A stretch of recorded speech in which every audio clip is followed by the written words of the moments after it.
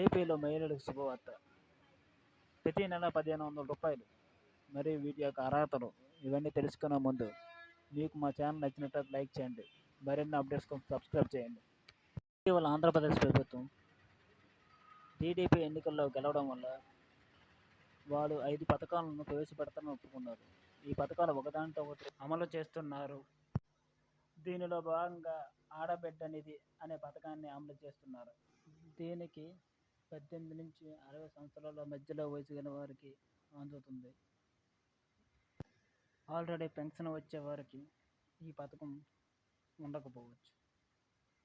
ఈ పథకం వచ్చే నెల ఆగస్టు నుంచి మొదలవుతుంది.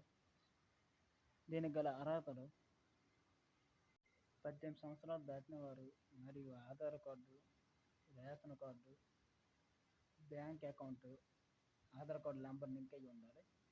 క్యాస్ట్, ఇన్కమ్, 2 ఫోటోలు. మహిళలకు ఆర్థిక సాయం చేయాలనే ఉద్దేశంతో ఈ టీడీపీ ప్రభుత్వం ఈ పథకాన్ని అమలు చేస్తుంది. దీన్ని అమలు చేసిన తర్వాత ఒక పోర్టల్ని విడుదల చేస్తారు. అన్నదాత సుఖీభవ, రైతు భరోసా, ఏవైనా పథకాల యొక్క స్టేటస్ తెలుసుకోవడానికి ఆ పోర్టల్ పనిచేస్తుంది. మీకు మా ఛానల్ నచ్చినట్లయితే లైక్ చేయండి. మరిన్ని అప్డేట్స్ కోసం సబ్స్క్రైబ్ చేయడం మాత్రం మర్చిపోకండి.